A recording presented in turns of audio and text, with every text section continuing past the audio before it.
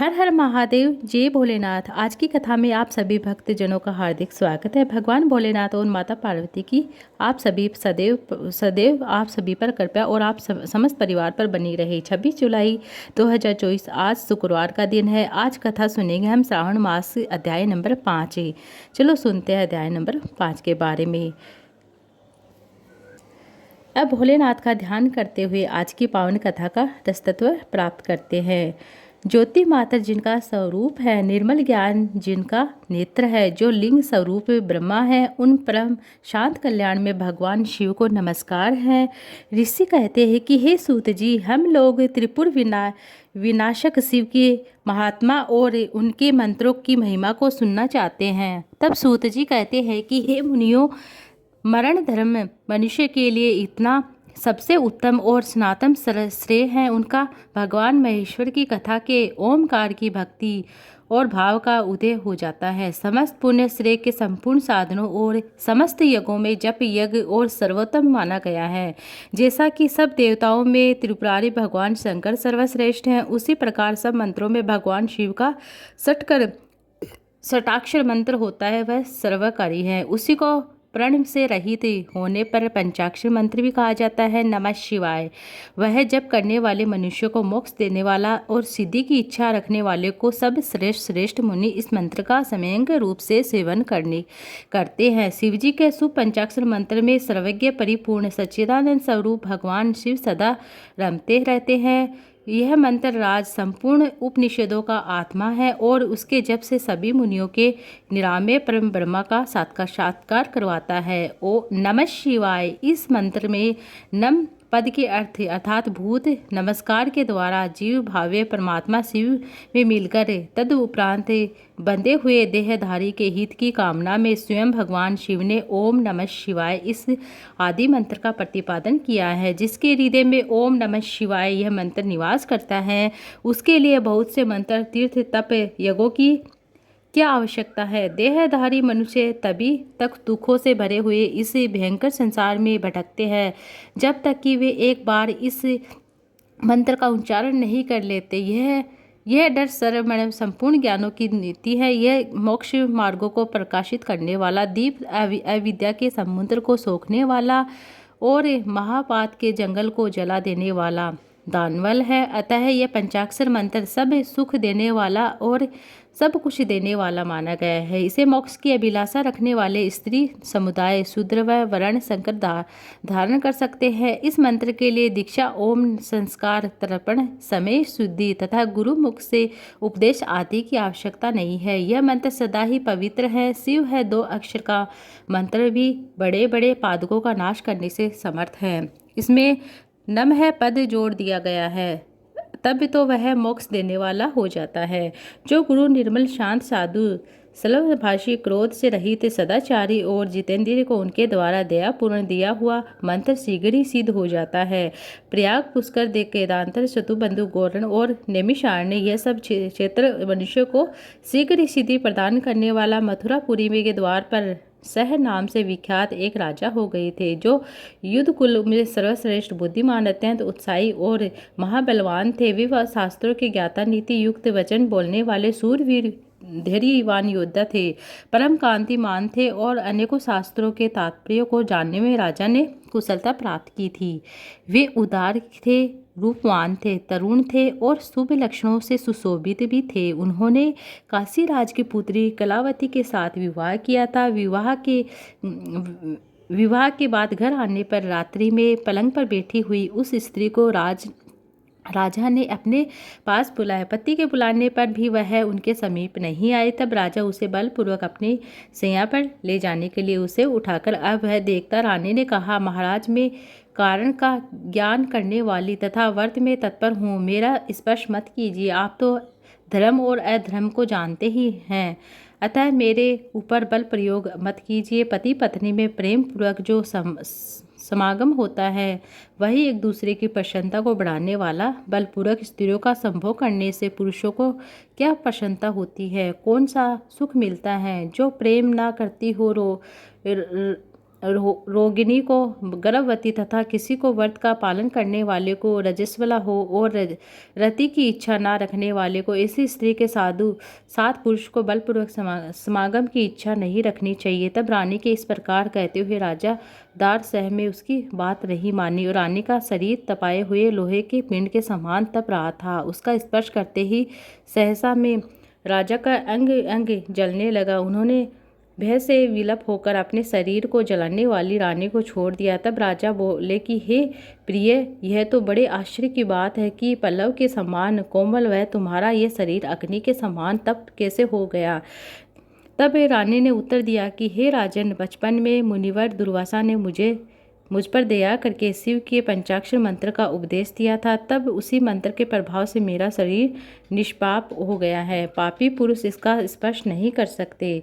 हे महाराजन, अपने स्वभाव से ही मदिरा पीने वाला, उल्टा और वेश्या का सेवन करने वाला आप पवित्र मंत्र का जप नहीं करते, भगवान शंकर की आराधना नहीं करते, फिर मेरा स्पर्श कैसे कर सकते हो। राजा बोले कि हे सुंदरी, तुम मुझे भी भगवान शंकर के सुपंचाक्षर मंत्र का उपदेश करो। रानी ने कहा कि आप मेरे गुरु हैं, मैं आपको उपदेश नहीं कर सकती। आप मंत्रवेता में सर्वश्रेष्ठ गुरु गर्गाचार्य के समीप जाइए। इस प्रकार बातचीत करते हुए दोनों पति पत्नी गर्ग मुनि के समीप गए। उन्होंने चरणों में मस्तक रखकर प्रणाम किया और तत्पश्चात राजा ने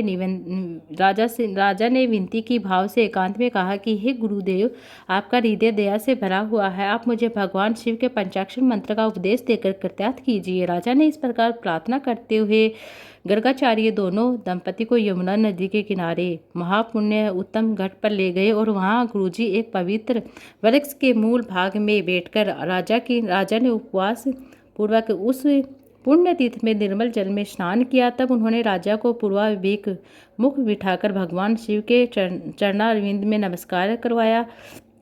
राजा ने मस्तक पर हाथ रखकर उनके शिव स्वरूप पंचाक्षर मंत्र का उपदेश दिया। उस मंत्र को धारण करते गुरुजी ने हस्त कमल का स्पर्श होने से राजा द्वार सह के शरीर के करोड़ों पाप कोआ का स्वरूप धारण करके बाहर निकल गए। तब गुरु गर्गाचार्य ने कहा, हे राजन, भगवान शिव का पंचाक्षर मंत्र जब तुम्हारे हृदय में पहुंचता है तभी तुम्हारे कोटि कोटि पाप कोओं के रूप में बाहर निकल गए हैं। सहस्त्र कोटि जन्मों में जो पाप राशि सचित की गई है वही शिव के पंचाक्षर मंत्र को धारण करने की क्षय भय में ही भस्म हो जाते हैं। हे राजन, इस समय तुम्हारे करोड़ों पातक जल हो गए हैं। अब तू पवित्र हो, उचित अपनी इस रानी के साथ सुखपूर्वक विहार करो। ऐसा कहकर मुनि सर्वश्रेष्ठ गर्ग जी ने उन्हें दोनों दंपति के साथ घर को लौटने तदंतर गुरुजी ने आज्ञा देकर राजा और रानी प्रसन्नतापूर्वक महल में चले गए। यह पंचाक्षर मंत्र संपूर्ण वेद, उपनिषद, पुराण और शास्त्रों का आभूषण है, सब पापों का नाश करने वाला। इस प्रकार मैंने पंचाक्षर मंत्र का महान प्रभाव संक्षेप में बताया है। अब भगवान शिव को प्रसन्न करने के लिए जो व्रत किया जाता है उन व्रतों की विधि और महिमा भी मैं तुम्हें सुनाता हूँ। श्री सूत जी कहते कि माघ, फाल्गुन और मार्च में कृष्ण पक्ष की चतुर्दशी का उपवास करना चाहिए, अत्यधिक दुर्लभ है। उसमें भी शिवरात्रि में जागरण करना मैं मनुष्य के लिए जो भी दुर्लभ मानता है उसे भी अत्यंत दुर्लभ है। शिव जी का दर्शन तथा परमेश्वर शिव के पूजन को मैं और भी दुर्लभ तर मानता हूँ। 100 करोड़ जन्मों में उत्पन्न हुए पुण्य राशि के प्रभाव से कभी भगवान शंकर की बेलपत्र से पूजा करने वाला अवसर प्राप्त होता है। 10,000 वर्षों तक जिसने गंगा जी के जल में स्नान किया है उसको जो फल मिलता वही फल मनुष्य एक बार बेलपत्र से भगवान शंकर की पूजा करके प्राप्त कर लेता है। प्रत्येक युग में जो पुण्य इस संसार में लुप्त हुए हैं वे सभी फाल्गुन कृष्ण चतुर्दशी अर्थात शिवरात्रि में पूर्णतः विद्यमान रहते हैं। लोक में ब्रह्मा आदि देवता और वशिष्ठ आदि मुनि इस फाल्गुन कृष्ण चतुर्दशी की पूरी प्रशंसा करते हुए इस शिवरात्रि को यदि किसी ने उपवास किया तो उसे 100 यज्ञों से अधिक पुण्य फल प्राप्त होता है। जिसमें एक बेलपत्र से शिवलिंग का पूजन किया है उसके पुण्य की क्षमता तीनों लोकों में कौन कर सकता है। इस विषय में एक परम सुंदर पुण्य कथा कही जाती है।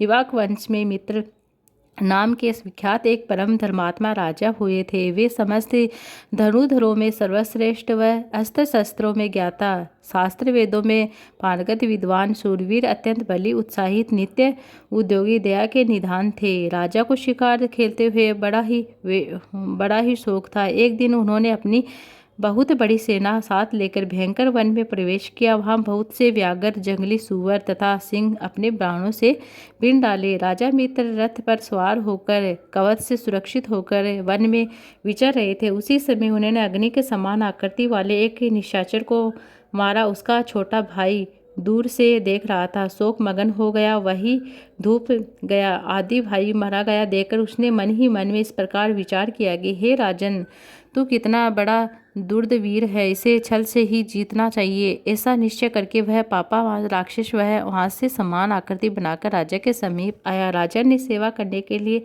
विनती भाव से उस पुरुष को देखकर अज्ञानवश उसे रसोई घर का अध्यक्ष बना दिया। तत्पश्चात राजा लौटकर अपनी पुरी को आ गया, अपने नगर को आ गया। राजा मित्र सह पत्नी मद नाम से प्रसिद्ध वह नलकी स्त्री दमयंती के समान ही बड़ी पतिव्रता थी। एक दिन राजा मित्र सह ने श्रद्धा से मुनिवर वशिष्ठ को निमंत्रण अपने घर पर बुलाया। उस समय रसोई के रूप में राक्षस ने साग में मनुष्य का मांस मिला दिया। वही साग वशिष्ठ जी के आगे परोस दिया। उसे देखकर वशिष्ठ बोले कि हे राजन, तूने धिक्कार है तुझ पर। तू इतना दुष्ट और छली है कि मेरे आगे मनुष्य का मांस रख दिया। अब इस पाप के कारण तू राक्षस हो जाएगा। अब जब मुनि को यह बात मालूम हुई कि सारी कथ को राक्षस की है, तब उन्होंने उस सांप को 12 वर्षों की अवधि में ही सीमित कर दिया। तब राजा की कुपित होकर बोले कि यह मेरी करतूत नहीं है, ना ही मैं इस विषय में कुछ जानता हूँ, तो अपने मुझे अकारण ही श्राप दे दिया। इसलिए गुरु होने पर भी मैं आपको श्राप देता हूँ। ऐसा कहकर राजा अंजलि में जल लेकर गुरु को श्राप देते हुए उद्यम हो गए। वह देखकर रानी मद ने पति के चरण में गिरकर उन्होंने ऐसा करने से रोका। रानी के वचन का मान रखते हुए राजा श्राप देने से निवृत्त हो गया। उस अंजलि के जल को उन्होंने अपने दोनों पैरों पर डाल लिया। उससे राजा के दोनों पैर कलम युक्त अर्थात मलिन हो गए। तब से राजा का नाम कलमपाद हो गया। गुरु के श्राप से राजा वन में विचरण वाले राक्षस हुए। एक दिन वन में कहीं किशोर अवस्था वाले नवयुवक युवती मुनि दंपति रमण रहे थे। उस समय उस नरभक्षी राक्षस ने तरुण मुनि कुमार को खाने के लिए पकड़ लिया। ठीक उसी तरह जैसे कि छोटे से मर गए शिशु को कोई व्याघ्र पकड़ लेता है। तब राक्षस के वंश में पकड़े हुए अपने पति को देखकर उसकी प्यारी स्त्री करुणा पूर्वक बोली कि हे सूर्यवंशी, हे यशोधर महाराज, आप ऐसा पाप मत कीजिए। आप राक्षस नहीं हैं, अयोध्या के सम्राट है, रानी मद के पति हैं। मैं हे प्रभु, यह मेरे स्वामी है, मुझे प्राणों से भी अधिक प्रियतम है। इन्हें न खाइए। शरण में आई हुई दीन दुखी मनुष्यों को आपकी ही सहारा देने वाले हैं। इन महात्मा पति के बिना मेरा यह शरीर मेरे लिए महान भार है। इस मलिन पाप में पंचभौतिक शरीर से क्या सुख होगा। यह मुनि कुमार देखने को बालक किंतु वेदों के विद्वान है, शांत तपस्वी और अनेक शास्त्रों के ज्ञाता है। उन्हें प्राण दान देकर आपको संपूर्ण जगत के रक्षा करने का पुण्य प्राप्त होगा। हे महाराज, मैं ब्राह्मण की स्त्री हूँ, अभी बालिका हूँ, मुझ पर दया कीजिए। आप जैसे साधु पुरुष अनार्थ दिनों और पीड़ितों पर कृपा करने वाले होते हैं। इस प्रकार प्रार्थना करके उस पर निर्भय नरभक्षी राक्षस ने उस ब्राह्मण कुमार की गर्दन मरोड़ डाली और उन्हें उदर स्तन कर लिया अर्थात खा लिया। तब वह पतिव्रता ब्राह्मणी अत्यंत शोक से ग्रसित होकर विलाप करने लगी। अपने पति की हड्डियों को एकत्रित करके भयंकर चिता प्रज्वलित की और पति का अनुसरण करने के लिए अग्नि में प्रवेश करते समय राक्षस रूपधारी राजा इस प्रकार श्राप दिया कि अरे तो पापा आत्मा, तू मेरे पति को खा लिया है। अब तू भी जब स्त्री के समागम करे उसी समय तेरी मृत्यु हो जाएगी। अब कहकर वह पतिव्रता स्त्री चिता में आग में प्रवेश कर जाती है। उधर कुछ समय के बाद गुरु के श्राप का उपभोग करने वाले जो भी 12 वर्षों तक का था, गुरु ने श्राप दिया था, वह 12 वर्ष तक राक्षस बने। 12 वर्ष तक बीत जाने के बाद राजा पुनः अपने स्वरूप में आ जाता है, प्रसन्नतापूर्वक अपने घर को नगर को आ जाता। रानी मद उस पतिव्रता ब्राह्मण के श्राप को जानती थी, इसलिए वेद से डरकर उन्होंने रीति की इच्छा वाले पति को अपने पास आने से मना करती।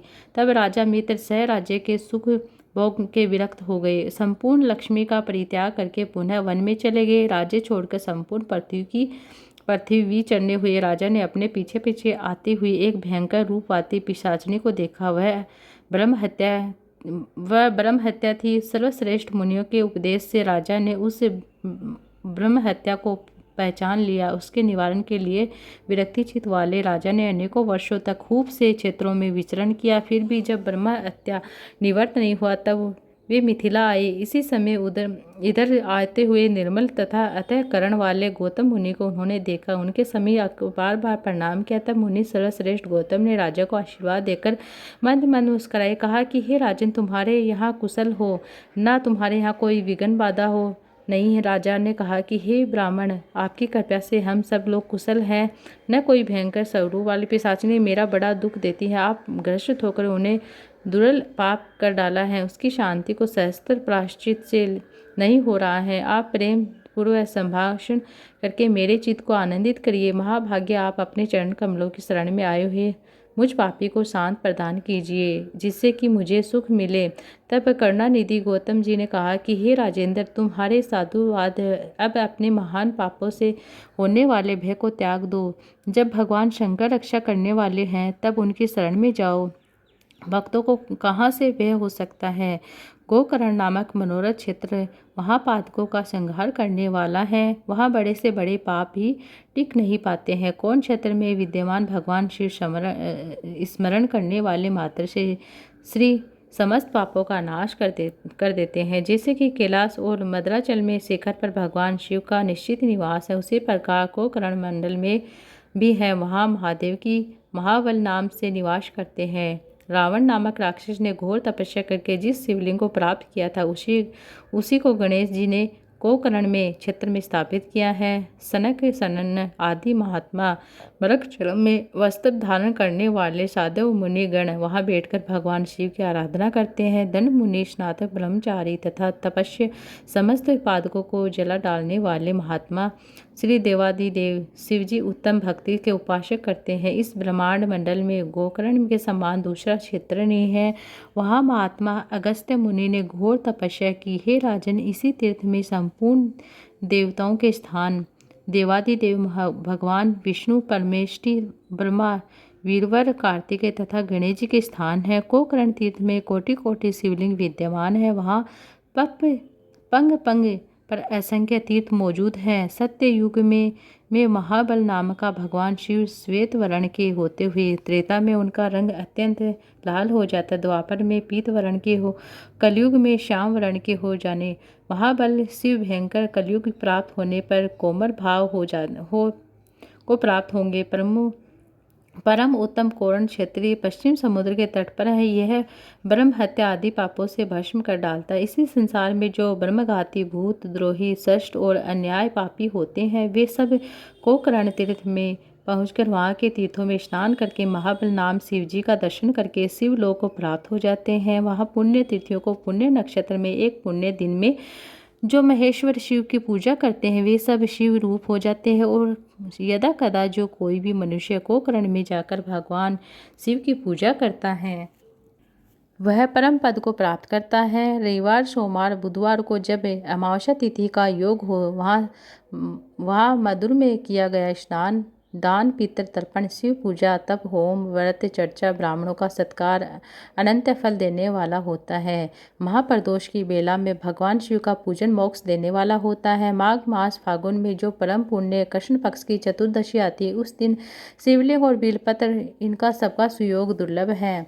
अहो माया जैसी प्रबल की जिसने मूढ़ हुए मनुष्य भगवान शिव की इस महातिथि को उपवास तक नहीं करते, वे शिवरात्रि का उपवास, जागरण, भगवान शंकर के समीप निवास तथा गोकर्ण क्षेत्र का वास इन सबका सुयोग्य हो जाता है। मनुष्य के लिए शिवलोक में जाने की सीढ़ी है। हे राजन, मैं इस समय गोकर्ण तीर्थ से लौटकर आया हूँ। शिवरात्रि का उपवास करके और भगवान शिव का महोत्सव देखकर लौटा हूँ। शिवरात्रि पर वहाँ महान उत्सव देखने के लिए सब देशों से, चारों दिशाओं से, चारों वर्णों के लोग आते हैं। वे सभी स्त्री, बालक, वृद्ध, चारों आश्रम के निवासी वहां आकर देवेश्वर शिव का दर्शन करते हैं। कृतज्ञ आता को प्राप्त हुए। लौटते समय एक अद्भुत आश्चर्य की बात देखकर मैं परमानंद में निगमन होकर कृतार्थ हो गया हूँ। राजा ने पूछा कि आपके मार्ग में कहाँ कौन सी आश्चर्य की बात देखी है, वह मुझे भी बताइए। ये थी आज की कथा जो पूर्ण हुई। अब कल की कथा में हम आगे का वृतांत सुनेंगे। अगर आपने अभी तक मेरे चैनल को सब्सक्राइब नहीं किया है तो आज की इस वीडियो को आप ज़रूर से सुनिएगा और चैनल को सब्सक्राइब जरूर से कर दीजिएगा। श्री शिवाय नमस्तुभ्यं, हर हर महादेव कमेंट बॉक्स में जरूर से लिखिएगा।